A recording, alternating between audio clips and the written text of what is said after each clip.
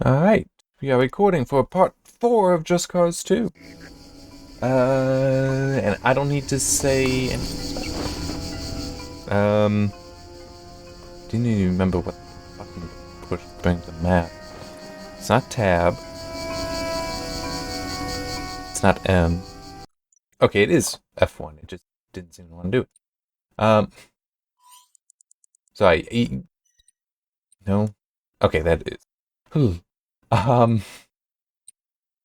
Yeah, it's never that much fun when you're having to go between games. And they have completely different UI, UX. Because I have been, although not yesterday or today, because of being busy with other things. This is actually one of them. Have been working on Dying Light 2. I'm not sure if I can say too much. Except I will say this. Because of being busy, like with day job, and then, so on Thursdays, because remember, I record this on Friday. On Thursdays, I need to do the write-up for the news. I do it then, because I don't have time with the day job to do it on Fridays, even though I put that out on Friday. And then this I do on Friday. Yeah, it's... Unless I, hurt myself, basically, which just putting in a massive time on Saturday and Sunday, I don't think I'm going to finish the game ahead of, especially not how I play, ahead of the embargo. I'm going to do my best, but it is I'm capped at 2 hours I can put in after work on most weekdays, and Thursday and Friday are kind of shot for the reasons I just gave, so I'll do my best on Saturdays. On one thing, I had wanted to do, I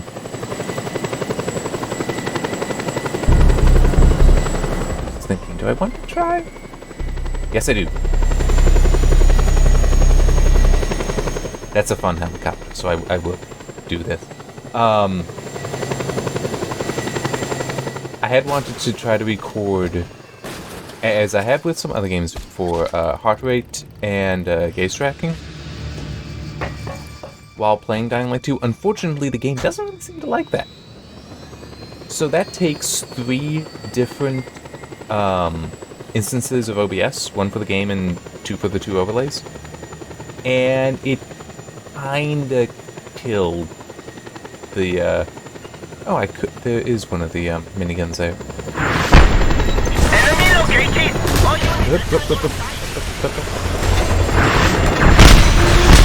Okay, that's what I needed to take out. And now... Come on. There we go.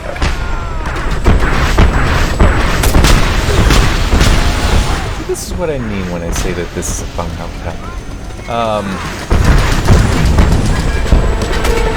But yeah, it just killed 2 of the recording instances. Fortunately, there was minutes into starting Dying Light, so it's Dying Light 2, so it's okay, I guess I'll just, do this again and hope and pray it doesn't kill when I'm only recording the game. And it hasn't had any problem there yet. There have been some issues that I've seen, but those very, very, very possibly are driver issues, so it's my drivers are not that out of date. November? But I mean, it's completely not an issue. It's just every now and then, I get flashes if one of the information layers for the processing, the video processing, is being shown that shouldn't.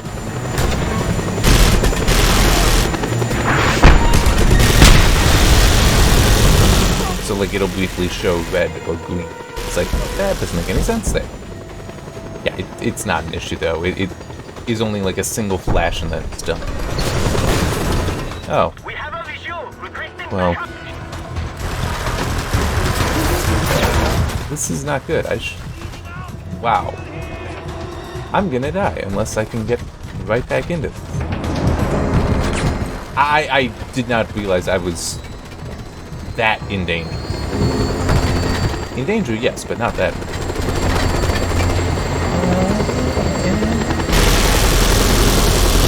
We need air support! Now! Okay.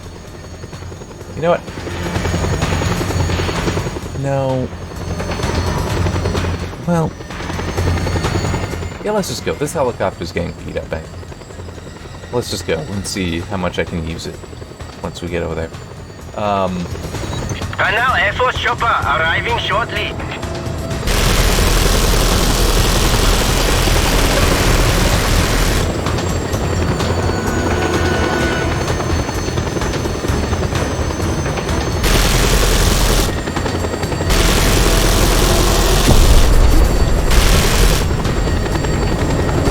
Is another I'm not seeing, but this does actually work. Oh, there it is. There.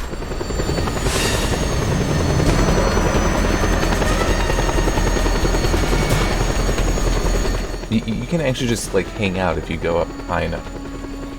And it worked.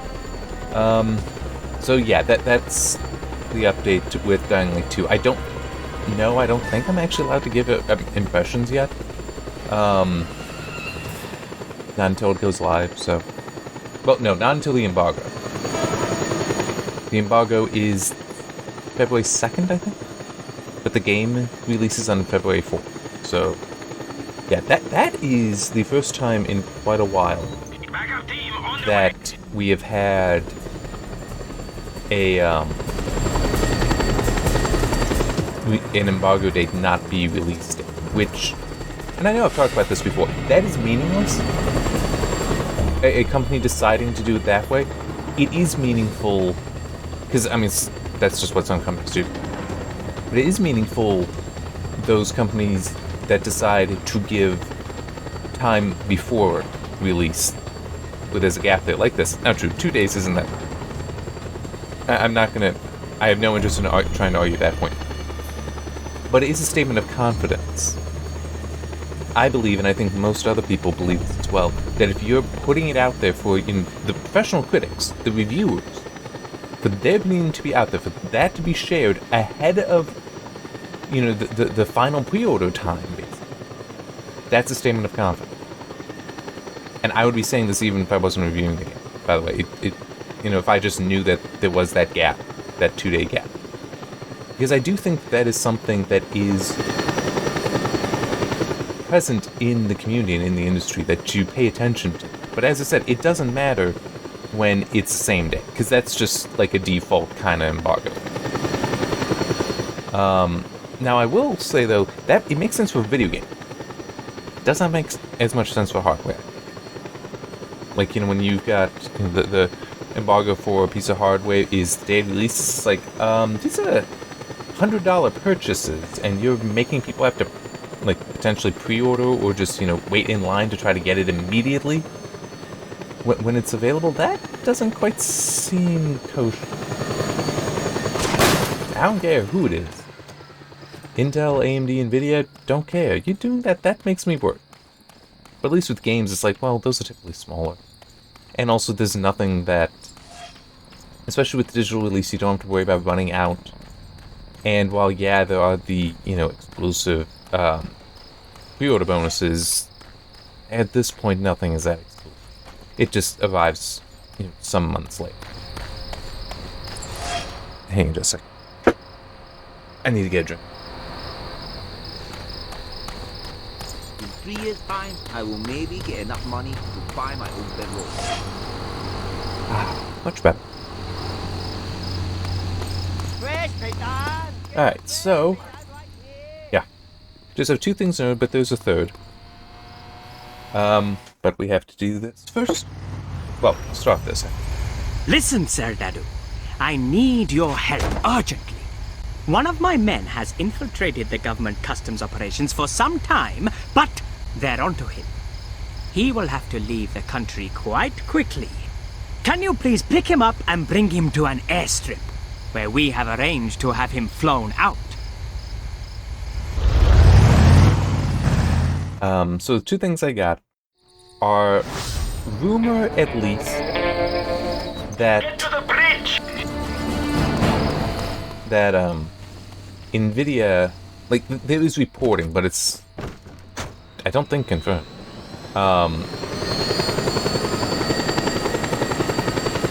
There we go. That NVIDIA might be pulling out of its ARM acquisition attempt. That, which is not too surprising because there had been more pressure from regulators and such.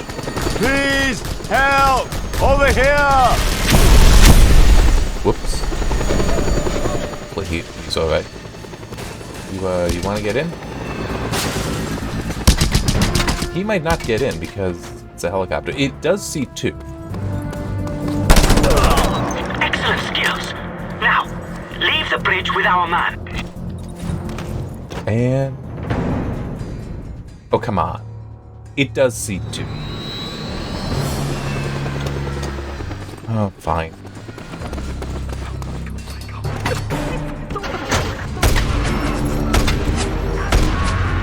You want to get in? Thank you. Which, if they would lose 1.25 billion?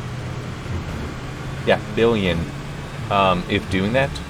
And that's something that is actually not uncommon. Well, that amount might be. But that's actually something that's not uncommon. That when a company will start, like, you know, have the formal contracts and such to initiate an acquisition or merger, it's not uncommon for at least one company, potentially both, to put up so much money where it's like, okay, if this falls through, you're getting this. Like, this is non-refundable kind of thing. And that's what it would be, 1.25 billion. And it has been interesting. And now, true, that was at like the beginning of the week, and honestly, I couldn't even tell you that it was the same week. That's how busy this week has been for me. Hey, I'm not complaining. I like being busy. It would be nice if it wasn't quite so busy, but still better than nothing. Mission accomplished. Oh, that was easy.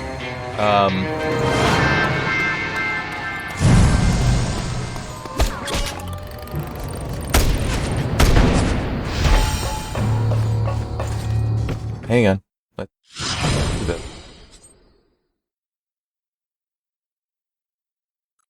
Okay.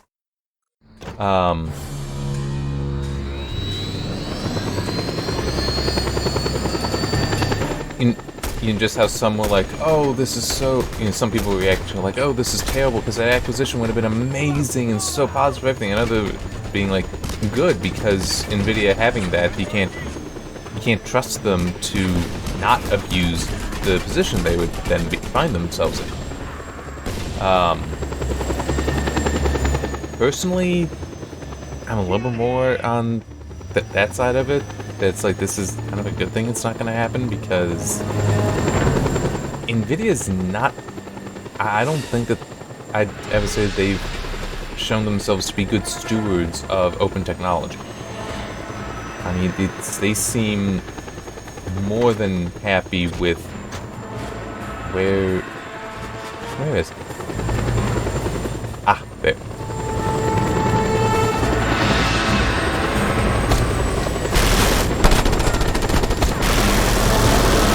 No. There we go.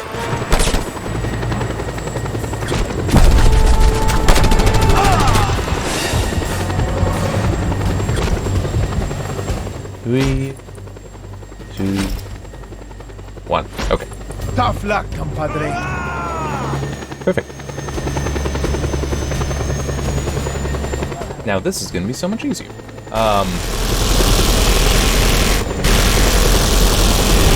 It's like, I mean, now true, NVIDIA doesn't have to. None of the companies have to be good stewards of open technology and such. But it's still, like NVIDIA has bought up companies before and then kind of shut down the ability to use that company's technologies on anything else. That's, like, physics. That was initially a different company, a GIA, that NVIDIA purchased. And then they made sure that if you try... Oh, wow, that's actually kind of funny. That if you tried to use physics... Well, that it couldn't be used on other GPUs.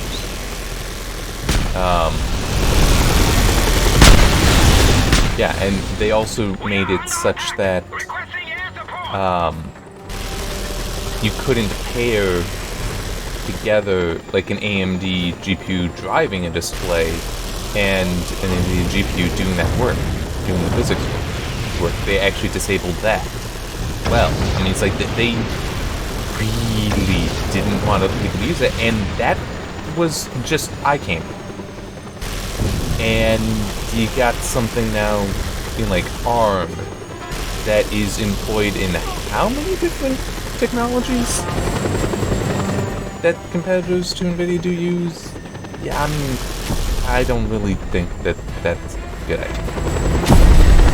But they haven't pulled out officially yet. They might feel that, nope, we're going to stick with it because we feel that we can successfuli argue, and they might be able to successfully argue that there is not an issue with the acquisition. Now, for anyone wondering, I wouldn't want AMD or Intel to purchase it either. Maybe IBM. I could see IBM doing it. I don't think that they would, though. I think IBM has enough of their own stuff that they wouldn't feel any need to do that. But yeah, none of those three I think would be a good idea to purchase ARM.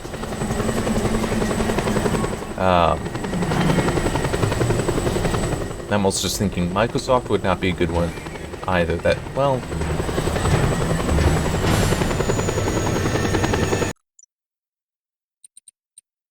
So I'm just thinking, where do I want to go next? But it is also, yeah, I don't think that would be a good idea.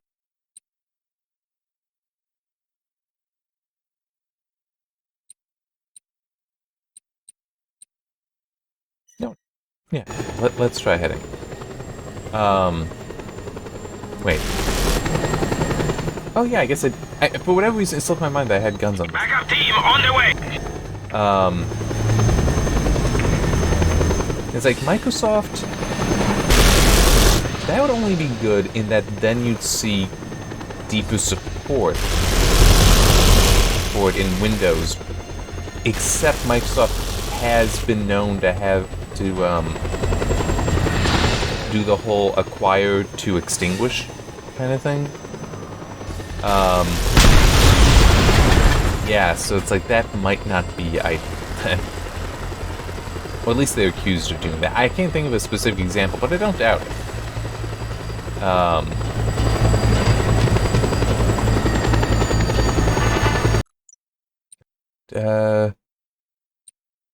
let's...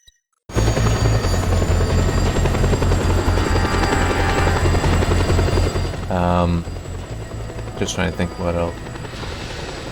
Or who else I could see purchasing. And honestly, I don't think it would be. I mean, I don't know if SoftBank, the current owners, really and truly want to get out of it or not. Yeah. I mean, they are, just an investment firm at this point, I want to say. So it's, it's not like they,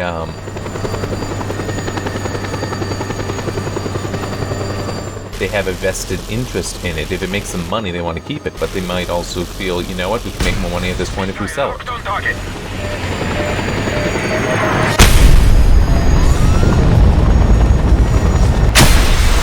Ow.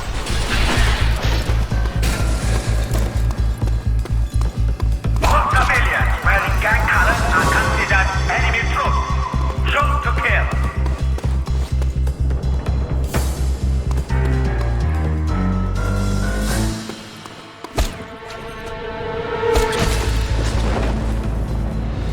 I think there is eventually a mission here. He got away! But, Enemy sighted. All available units advance. now I just want to find a minigun if I can.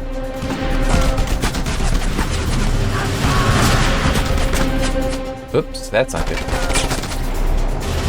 I'm in trouble.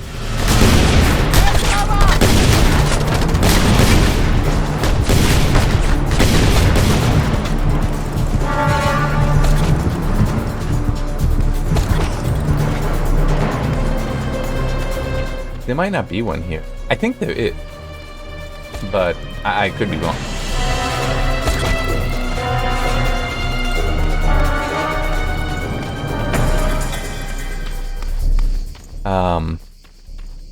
Yeah. The next thing I got here is, and the only other thing I've noted, but there is something else about. Vulcan 1.3, yeah, that specification has been released. Which I did not see anything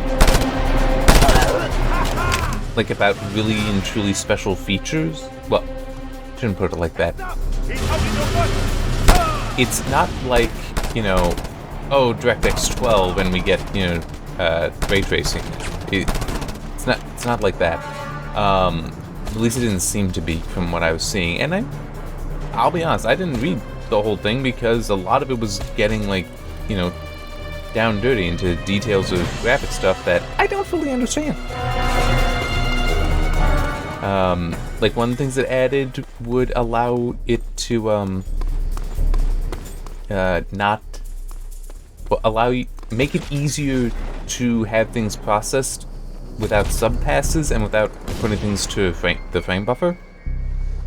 Which I understand some of those work. But I do pretty well understand what it's what those words mean. I just don't understand the implication there. Like, okay, what is it? What is this example? That's what I don't know. You know, where is that going to be useful? I But what they did introduce, what they are introducing with it, have introduced, and came out earlier this week. That is cool, and I do understand that, is the concept of profiles. You know, I guess there isn't a minigun here. How annoying.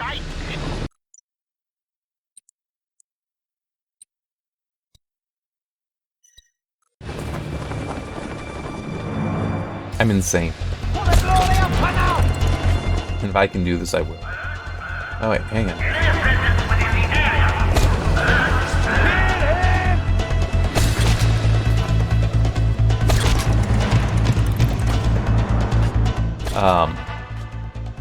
Yeah, so with profiles... Okay. What is going to be the easiest way to describe it? He got away! Return to your position! Not, well, kinda. DirectX has the concept of feature levels. So, like for DirectX 12, there's feature level 11, which is basically just DirectX 11.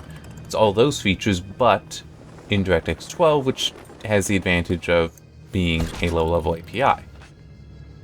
And there were a number of games that were DirectX 12, but with that stipulation, with that qualification, that there weren't any new features implemented that way. Then there's DirectX 12 feature level, well, yeah, DX12 feature level 12, feature level 12.1, and I think DirectX 12 Ultimate is actually like 12.2 or 12.3. I don't remember which. Yeah, DirectX 12 Ultimate is basically just feature level. Well, actually, no, it's not even. It's not even a feature level, because there's a different feature level above it that includes all those. That is like the formal feature level. Ultimate is literally just a mark.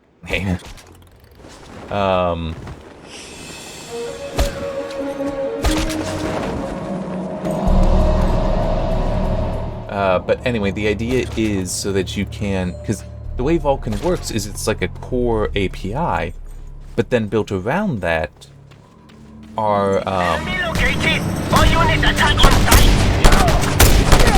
extensions. So you want to feature, let's say, ray tracing. That's an extension you have to add in there.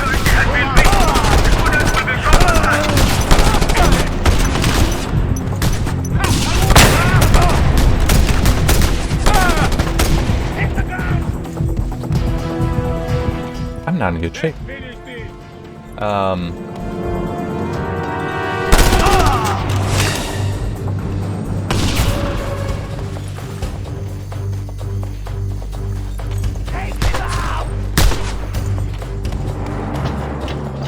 Oh, there you are.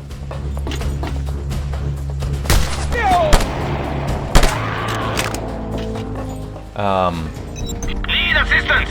Send air support! Now, the base level, the core of Vulcan 1.3 is actually the same as what you currently have.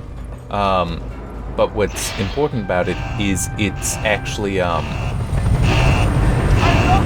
compliant with OpenGL ES 3.1, which is not very high.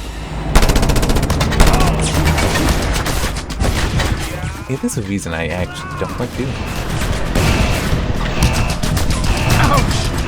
And that's it.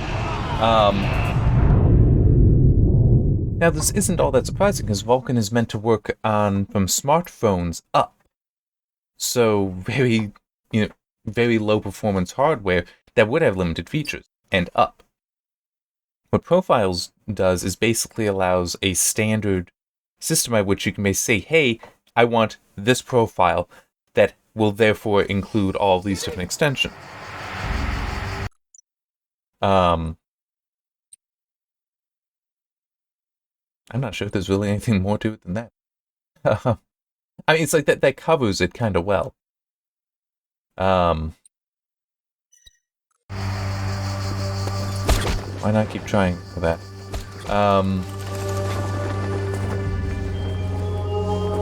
Well, actually, no. I should be working to advance. So let's grab that helicopter and get over there.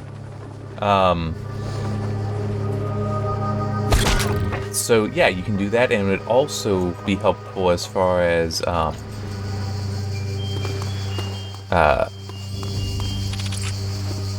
it wouldn't just be about, oh, make sure that all the stuff is installed. It would also be finding out to what the hardware support. So yeah, it does kind of seem like it's a bookkeeping almost kind of thing, but it's very important. It really is. It's gonna improve a lot of it. Well, it should end up proving very useful, because they even point out that, so one of the things that's nice about Vulkan is its portability. Best way I think to put that is consider the Steam Deck that's coming. The portable, part tablet, part PC gaming thing from Valve. That is going to employ, that is actually running a form of Linux, and is going to employ Vulkan.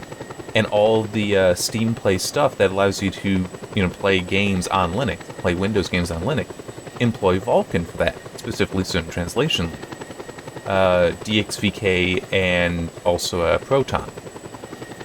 Well, Proton, employs DXVK, but anyway, that kind of portability is very powerful. But what was pointed out, it might have been the Anantech, or it was for Onyx, I don't remember. I don't think it was the Kronos Reddit, but it could have been as well. Sorry, I don't remember. But it, the point it was making was that because of there being no formal grouping for the extensions, including knowing what works with what and what is needed for others, that hurt the portability. That is such an advantage of Vulkan over DirectX.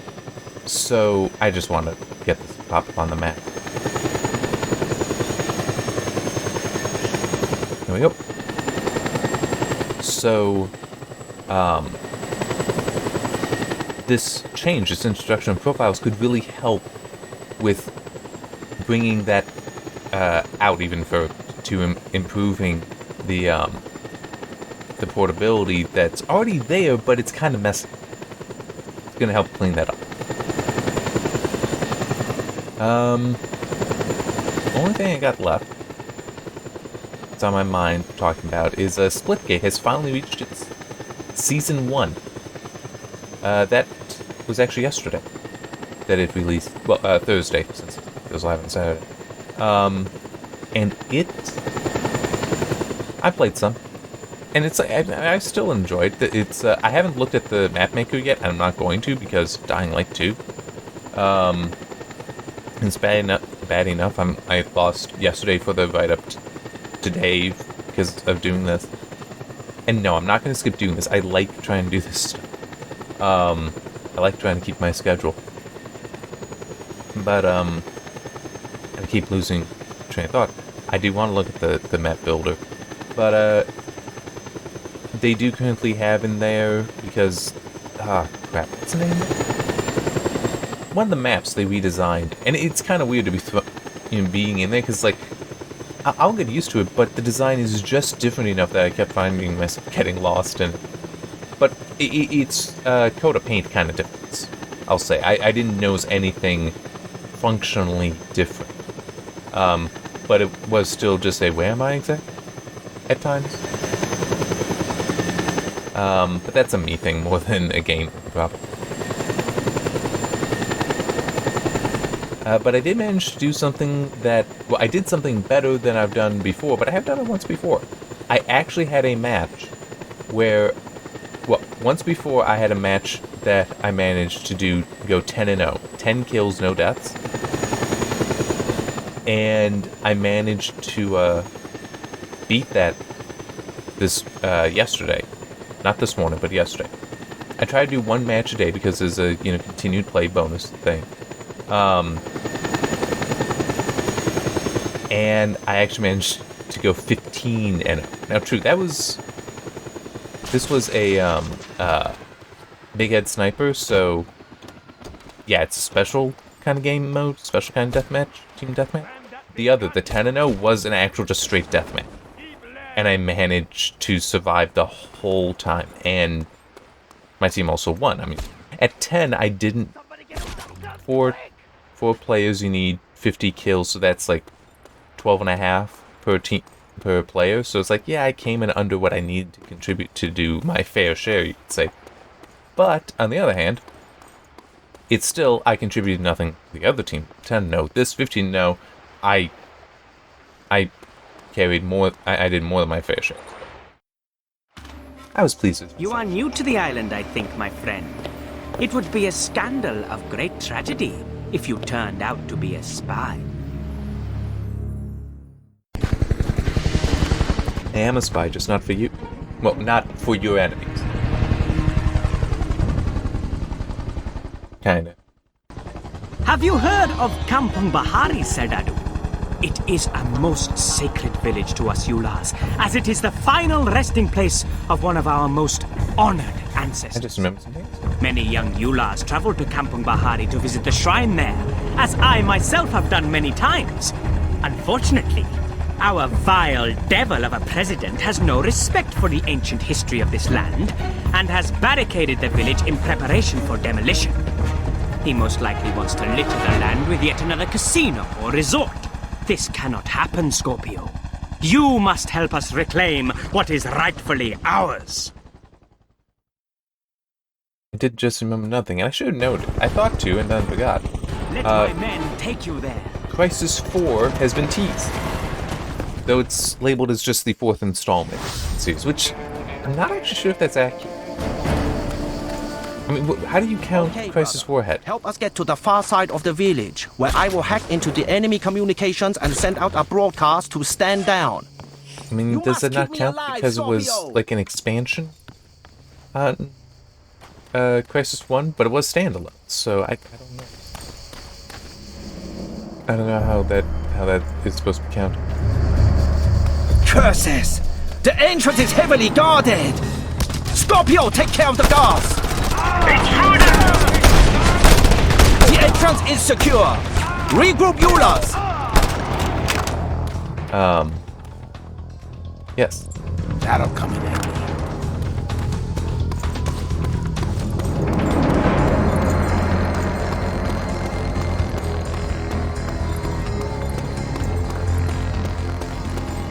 Now we take the rest of the village! But yeah, Crisis 4 though is only a working title, and it reminded me, I still haven't played Crisis 3. I do have it. I did get it. I don't remember when now. I even got it as one of those. I should have this so that I can, finally review it. Secure the temple! No mercy!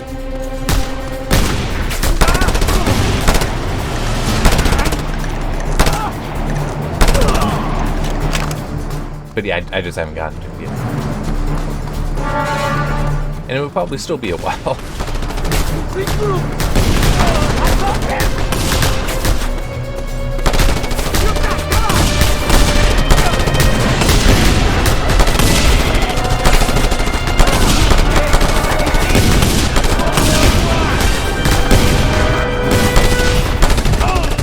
Snipers! Deal with them fast, Scorpio!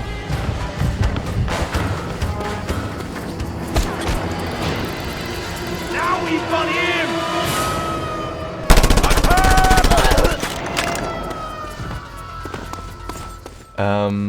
Yeah, and I don't really know what to expect for a Crisis We 4. have reclaimed this holy temple! The ancestors will be pleased!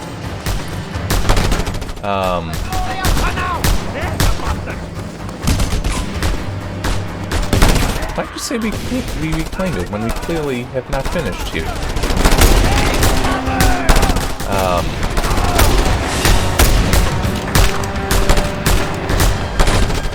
Oh, okay. So what are they shooting at?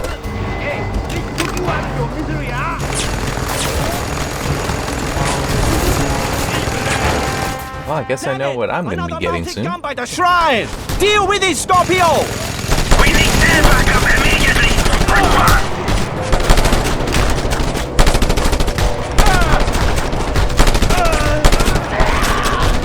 Oops, that's not good.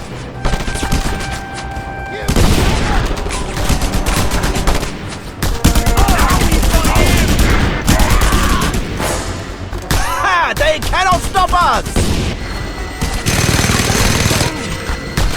Now you're gonna be sorry.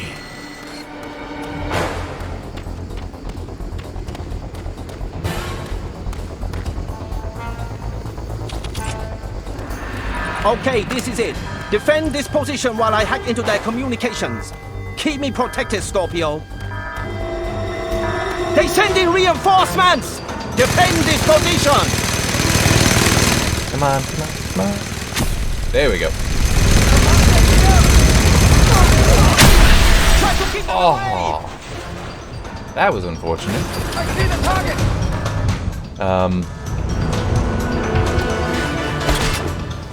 There we go. Come on, pick it up.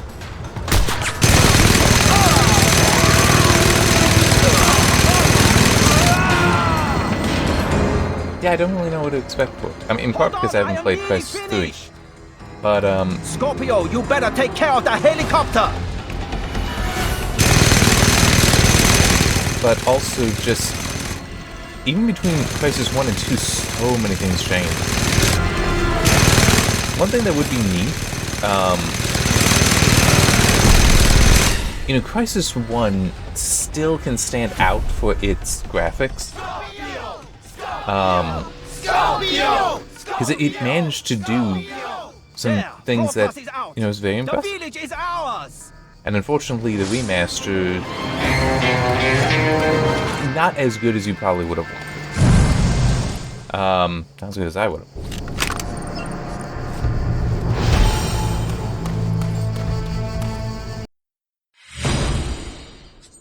Oh, I didn't even realize I was all the way over here.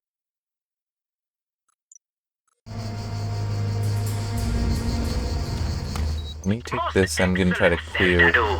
Even though you are not of Eula blood, I believe you have the blessings of our ancestors.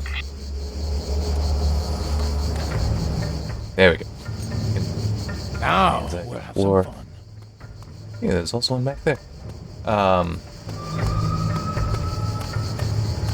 But yeah, so I do hope that they, and I don't know, maybe they did this for Crisis 3. As I said, I didn't play it.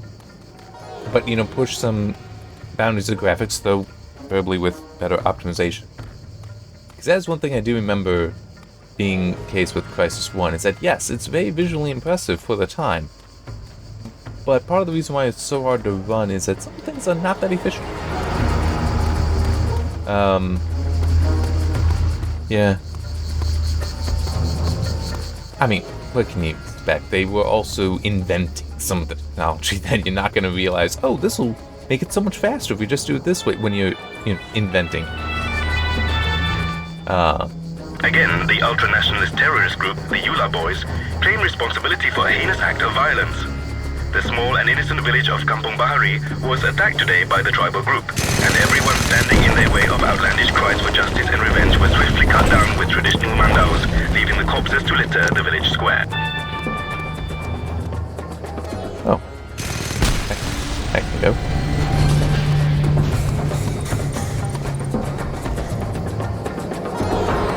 I also don't know where... Oh wait, no. I do know a little bit of the story. Prophet is the main character for 3. Because with 2, they did something really kind of silly. So, I do remember for 2, Crisis 2, that the story was you had taken the... you were some kind of, like, police officer or something like that, National Guardsman, in New York at the time that the aliens, the Seth, I think they're called, invaded. You were injured, and Prophet, who survived the events of Crisis 1, got there and somehow also had like a Mark II nanosuit. Where he got this, I don't remember ever being played. That he somehow has this upgraded version. But he puts it on you, and then because the suit can only be synced to one person at a time, kills himself, so it syncs to you. And Alcatraz is the main character's actual name, can't talk. His neck was wounded, and while the suit keeps him alive, it can't do anything about that. But Prophet is able to speak. His consciousness exists in the suit, and at the end, it actually like overwrites Alcatraz's consciousness, so now Prophet has been resurrected by basically stealing this guy's body. I kind of hope that Crisis 3 does something to address that. It's like, this isn't exactly, you know, nice of Prophet is. I mean, it's not so much a good guy. Get in the car! Let's see what all is left here. If there's anything down here, it should have already... Oh!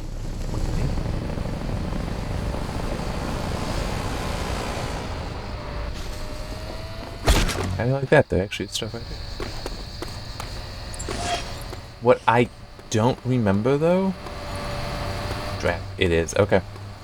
Well, I can take care of that.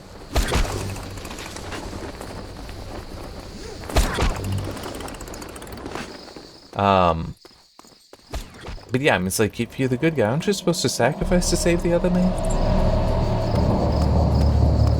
Yeah, so it's like, I don't really know how that all shakes out.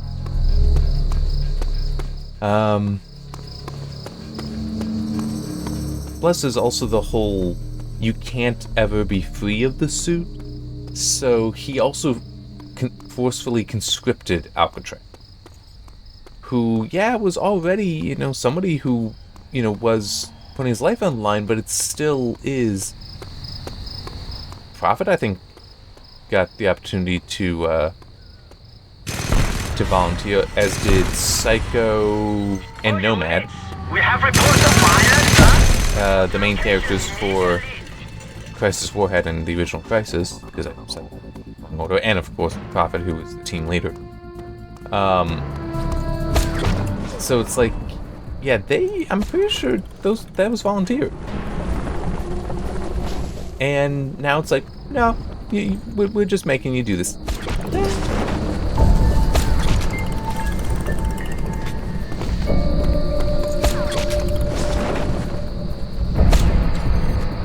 So yeah, I am curious. I do want to see what'll happen with Crisis 4. Well, that figured.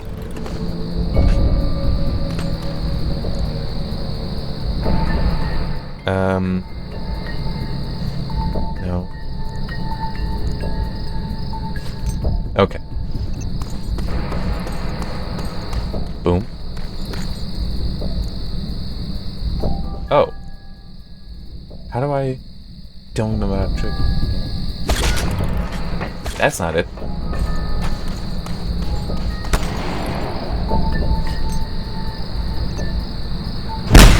Oh, got it. Go back. We have a visual. Requesting backup. Wait, that's supposed to account for destruction in this place, isn't it? I thought it was.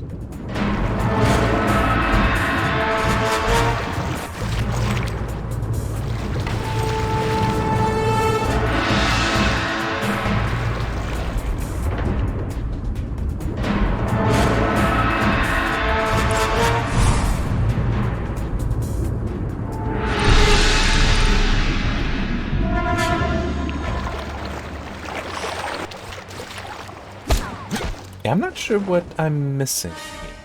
Clearly something.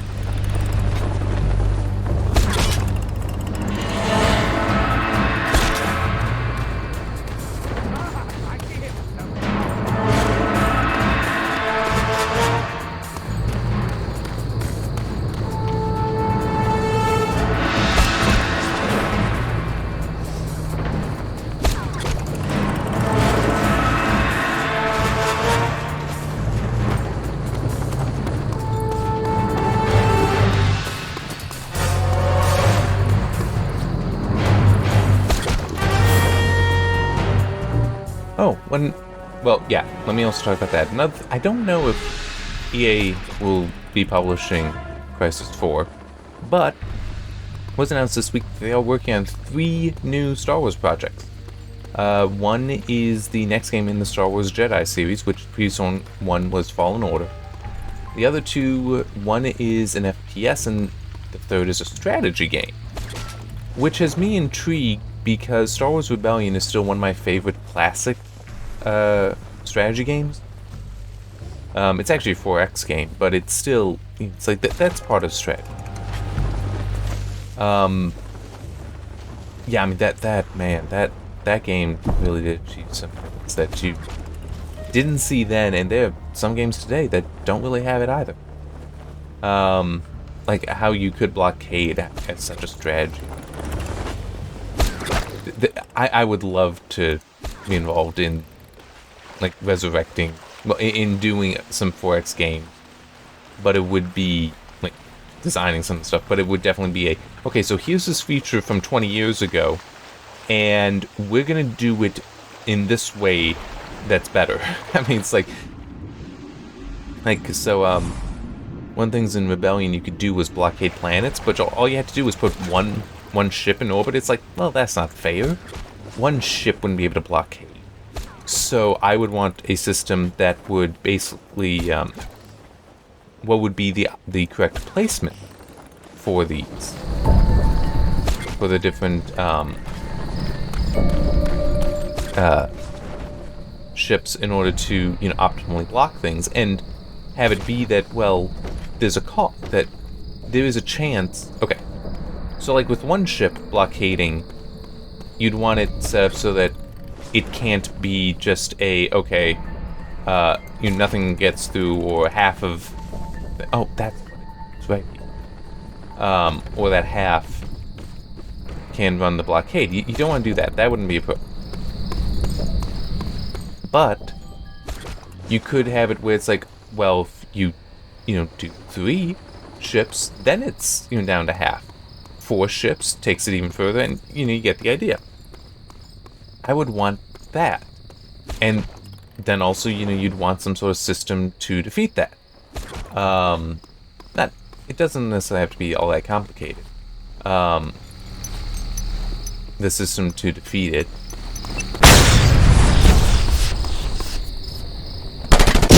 There we go.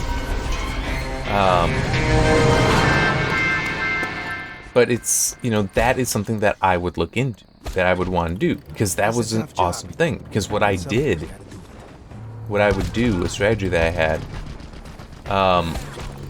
was to build a lot of what was actually the fastest ship in the game that also happened to have weapons on it, the assault transport, and I would just send 2 to every single planet in the galaxy, which would reveal to me whose side they're on, and it would blockade them if they were bad, if they were on the opposing side. And by the way, the assault transport was available to both Empire and Rebels. And now 2 ships should not be an effective blockade. it should be 4. Because then you have like a tetrahedron around the planet.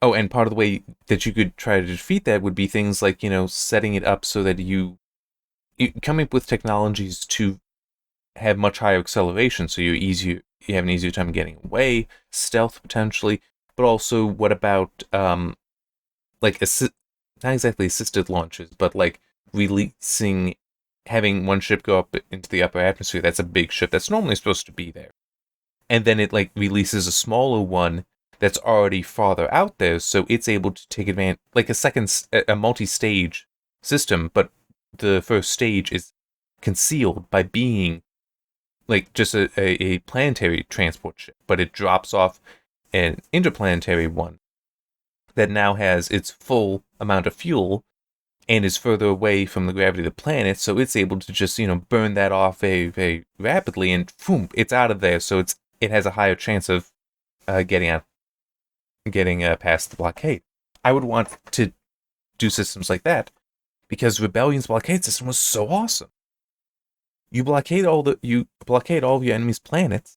They now it restricts their economy. They now can't maintain their own ships, and they just fall apart. Their fleet disintegrate over time because of that. It's so powerful, and also it actually did a decent job with scale. Rebellion did, and that it did take a long time for ships to get from one planet to another, one system to another. So you can do that, and your enemy isn't necessarily going to be able to respond in time. If you can get enough of the ships to blockade, you could do some damage before, some significant damage before your opponent is actually able to do it. So yeah, I would love to see stuff like that brought back. Let me quickly check some. Wars Rebellion. I don't remember who published it. It is from 1998 though, so it's more than 20 years. LucasArts and Disney Interactive Studios, and neither of those exist anymore. Well, not directly. I don't think Disney Interactive Studios exists anymore. I think Disney gave that up. And LucasArts, yeah, Disney Interactive Studios went defunct in 2016. LucasArts gave up doing games for a while. At least I'm fairly certain it did. I'm just looking here.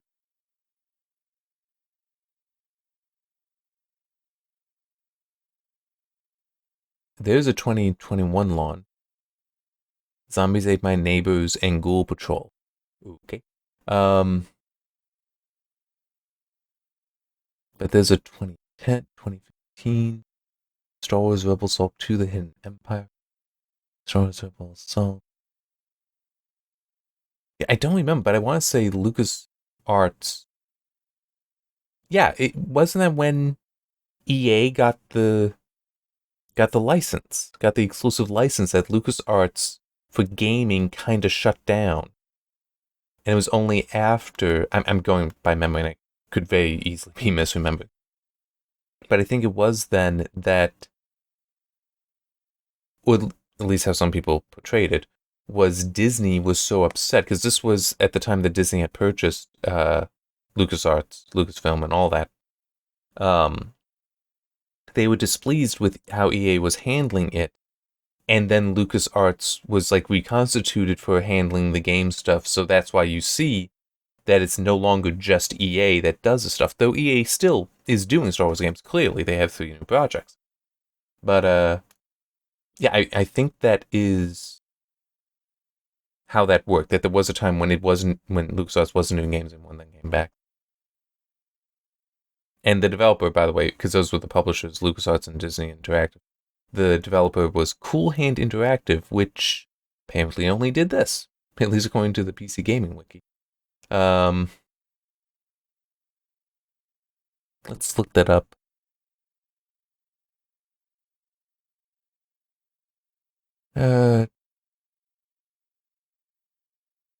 What does Giant Bomb have on it? Yeah, it looks like from that it is just Star Wars Rebellion that it made. Which could actually mean then that it was founded just for the game and then ceased to exist.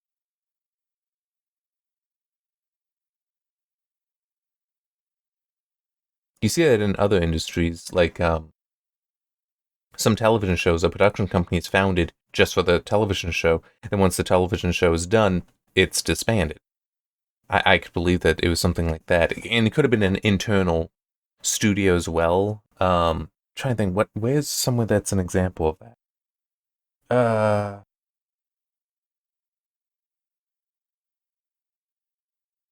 Can't think of one for certain. But you do see that there are actually some developers that there's multiple studios in the building, because some of them are like a group of the employees that are also doing this other studio.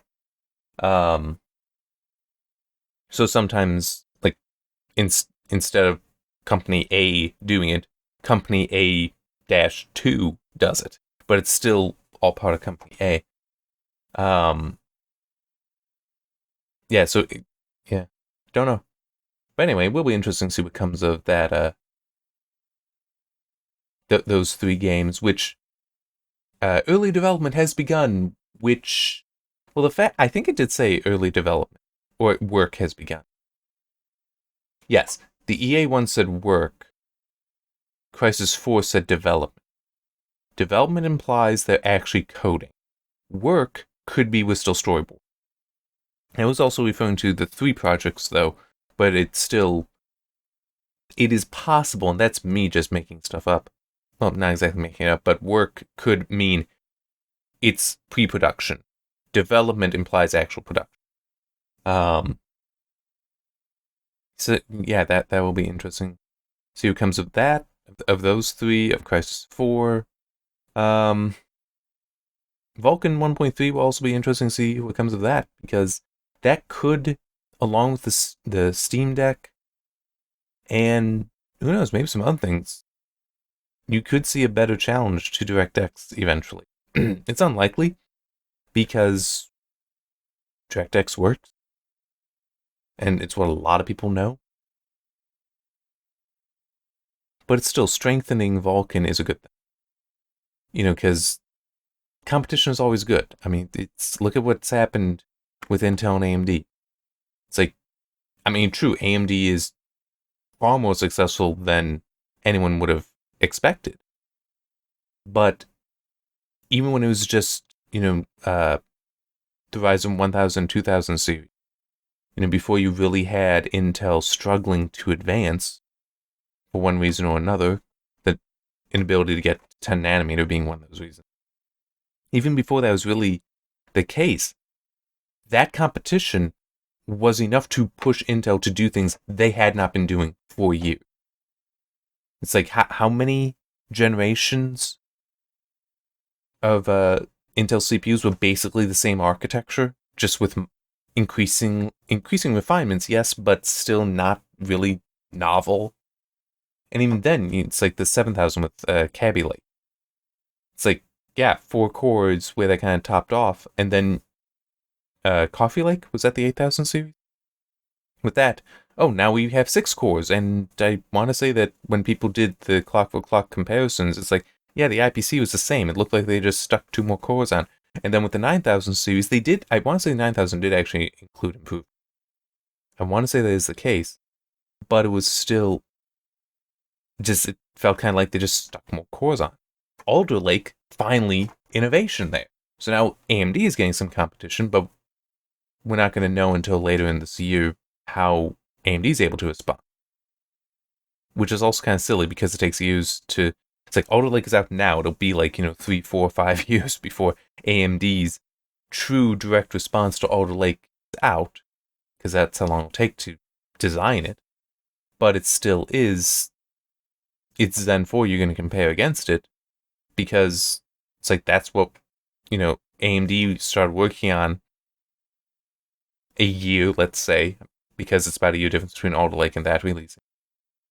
That's what they start working on a year after Alder Lake work started. So it's still kind of a fair comparison to do there, even though it's not like, this is them actually responding. So, but going back, it's still, competition is a good thing. Vulkan getting better is a good thing. It's gonna push DirectX some. And it's also, don't forget how we even got both of those. DirectX 12 being a low-level API and Vulkan. AMD with Mantle. Basically proving that, hey, we can do a low-level graphics API and have it work. And look at this. This isn't a horrible, terrible thing. High level isn't where you want to be all the time. They proved it. There was like 4 games that ever used it. And Microsoft then said DirectX 12 will be a low-level API. I don't know what Kronos may have said, but AMD was basically a here's a source code for Mantle to Kronos. And then we got Vulkan. Because it's Vulkan has a stronger relationship to Mantle than DirectX 12 does. But still was a competition in there that the initial thing itself wasn't even competitive. It's like, I'm not kidding, it was what? It was one of the Battlefield games, Civilization 5? I think Civilization 5 actually might support Mantle as an option. Or maybe it's just like Beyond Earth. I don't think 6. I think 6 is too new. But one of the Civilization games, one of the Battlefield games, and there's like 1 or 2 others, and that's it. But it still had such an impact on the industry. Competition is a good thing. Alright, that's all I got. So, yeah, I'll be stopping this. Just past an hour, and I know I've been talking for like 10, 12 minutes. I'm sorry. And the day is shot. I have to take care of this. I can't get back to Dying Light 2, but I will say I am looking forward to getting back to that work so that I can get that review up as soon as possible. See you next time.